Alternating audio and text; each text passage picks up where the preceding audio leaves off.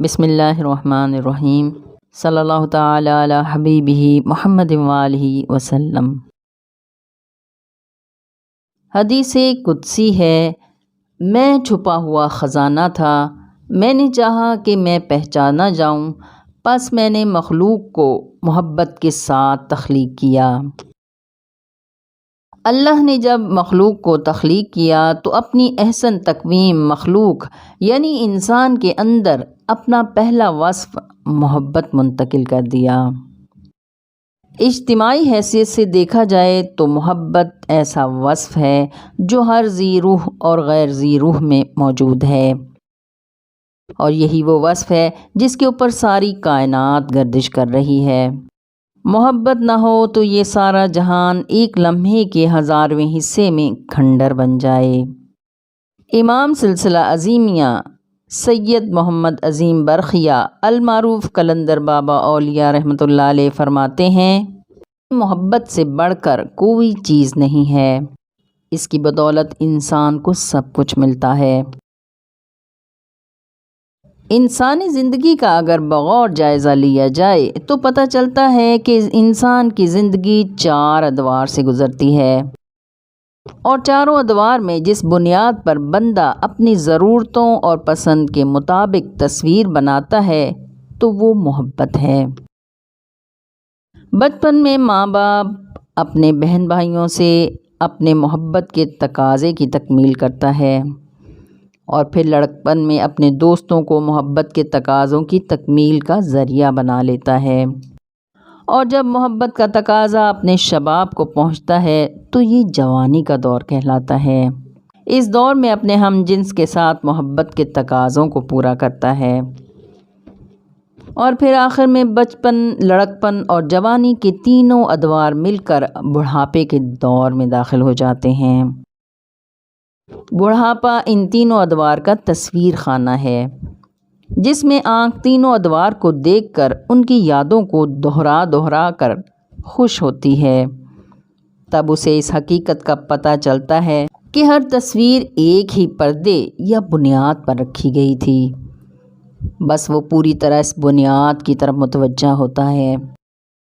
محبت کی بنیاد کو سمجھنے کے لیے ضروری ہے کہ آدمی صرف اللہ کے لیے اللہ کی مخلوق سے محبت کرے۔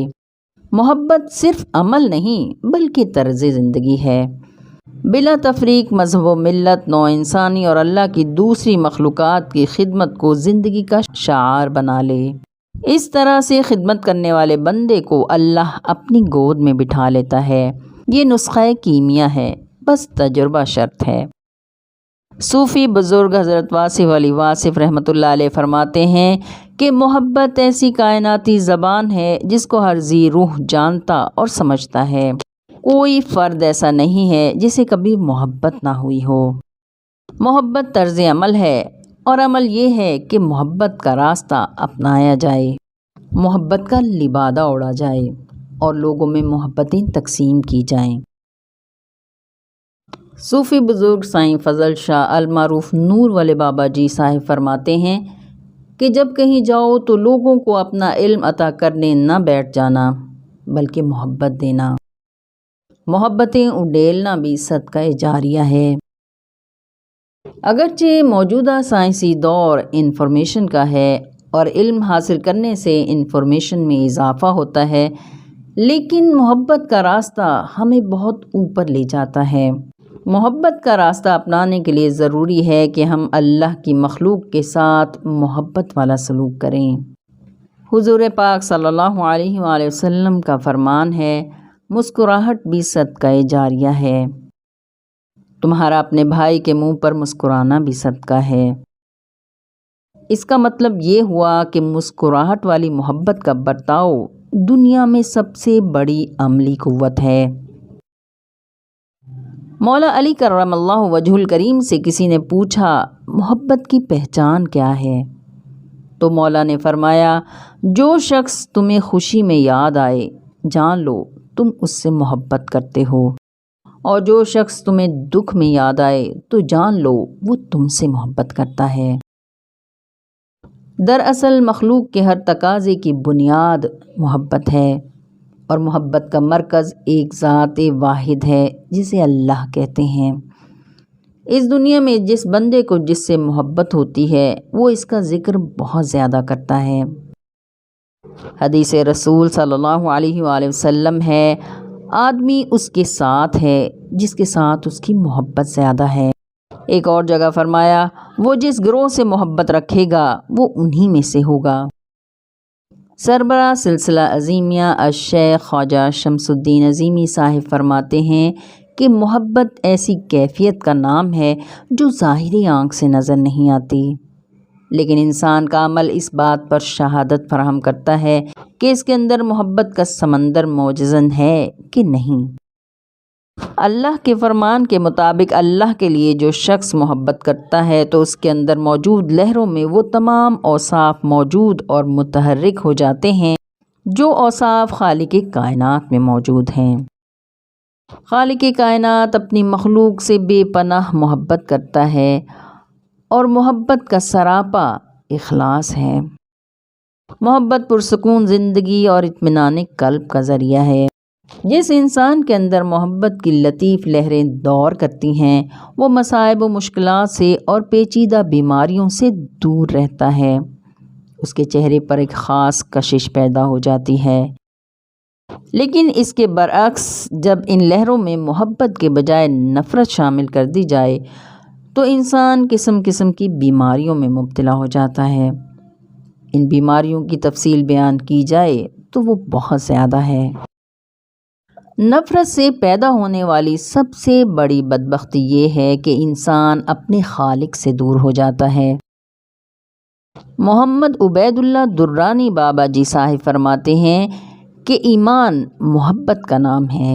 ایمان کی لذت وہی قلوب جان سکتے ہیں جن میں محبت ہے، اور محبت انہیں کسی مظہر حق کی طرف رجوع کرنے پر مجبور کر دیتی ہے۔ محبت ادب سے شروع ہوتی ہے اور ادب پر ہی ختم ہوتی ہے۔ تاج محل آگرہ محبت کا سمبل ہے۔ محبت کے اظہار کا خوبصورت اور انوکھا طریقہ ہے، اور اس تاج محل کی بدولت روزانہ کم و بیش 13,500 گھرانے اعلیٰ درجے کا کھانا کھاتے ہیں، مثلاً فوٹوگرافر، سنگ تراش، نقاش، ٹھیلے والے اور ہوٹل انڈسٹری سے وابستہ لوگ وغیرہ۔ تاج محل $2 ارب سالانہ زر مبادلہ ہندوستان کو دیتا ہے۔ بلا شبہ تاج محل صدقہ جاریہ ہے۔ ایک محبت کرنے والے نے صدقہ جاریہ کیا ہے۔ دوسری جانب گلاب دیوی ہسپتال لاہور محبت کا اظہار بھی ہے اور خدمت خلق کا طریقہ بھی ہے۔ محبت ایک ایسا جذبہ ہے جس کی حقیقت الفاظ میں بیان نہیں ہوتی، بلکہ عمل تاثیر کشائی کرتا ہے۔ اگر محبت نہ ہو تو عشق کے دائرے میں داخل ہونا محض ایک تصور ہے۔ جب دو کا عمل دخل ختم ہو جاتا ہے تو عشق کہلاتا ہے۔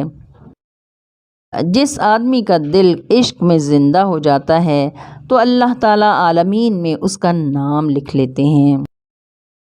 فرشتے لوگوں کی طرف انسپائر کرتے ہیں کہ یہ آدمی اچھا ہے، مگر شرط یہ ہے کہ عشق صرف اللہ کے لیے ہو۔ محبت سب سے کرو، عشق اللہ سے کرو۔ عشق میں آدمی اپنی ذات سے بے خبر ہو جاتا ہے، اسے اپنی ذات کا ہوش نہیں رہتا۔ عشق میں مادیت پردے میں غائب ہو جاتی ہے۔ عشق حقیقی اولیاء اللہ کا مسلک ہی نہیں بلکہ مقصد حیات ہوتا ہے۔ عشق حقیقی کی انتہا توحید ہے، یعنی توحید عشق سے حاصل ہوتی ہے۔ عشق مجازی عشق حقیقی کے لیے پہلا قدم ثابت ہوتا ہے۔ اپنی انا، اپنے نفس، اپنے لاشعور کو ایک شخص کے آگے پامال کر دینے کا نام عشق مجازی ہے، جبکہ اپنی انا، اپنے نفس، اپنے لاشعور کو اپنے مرشد کے سامنے، رسول اللہ صلی اللہ علیہ وآلہ وسلم کے سامنے اور اپنے اللہ کے سامنے پامال کر دینے کا نام عشق حقیقی ہے۔ قرآن مجید کے حروف مقطعات میں ایک حرف عین سین قاف ہے۔ عربی زبان میں سین ہے جبکہ عبرانی زبان میں سین نہیں شین ہے۔ مثلاً قرآن مجید میں موسیٰ علیہ السلام ہے جبکہ عبرانی زبان میں موشا ہے۔ عربی زبان میں بسم اللہ ہے جبکہ عبرانی زبان میں بسم اللہ ہے۔ اس دنیا میں اپنی جان بچانا ضروری ہے جبکہ عشق کا اپنا قانون ہے۔ عشق کی دنیا میں اپنی جان بچانا توہین ہے کیونکہ عشق میں اللہ ہے۔ بقول اقبال، بے خطر کود پڑا آتش نمرود میں عشق، عقل ہے محو تماشائے لب بام ابھی۔ عشق محبوبیت کا مقام ہے۔ اللہ سے اس کائنات میں ایک ہستی نے ایسا عشق کیا کہ اپنا سب کچھ لٹا دیا، اولاد، بھتیجے، بھائی، یہاں تک کہ اپنا آپ ذبح کروا دیا، اور وہ ہستی ہیں سید الشہداء امام علی مقام امام حسین علیہ السلام۔ اور جس ہستی نے اپنی آنکھوں سے یہ سب کچھ ہوتا ہوا دیکھا اور بچے کھچے لٹے پٹے قافلے کو لے کر چل پڑیں، وہ ہستی سیدہ زینب کبریٰ بنت مولا علی علیہ السلام ہیں۔ بقول اقبال، حدیث عشق دو بابست کربلا و دمشق، یکی حسین رقم کرد دیگری زینب۔ یعنی عشق کی دو ہی تو داستانیں ہیں، ایک کو کربلا کہتے ہیں اور ایک کو دمشق، ایک کو حسین نے لکھا ہے اور دوسری کو زینب نے۔ اللہ تعالی ہم سب کو محبتیں تقسیم کرنے والا بنائے، آمین یا رب العالمین، آمین۔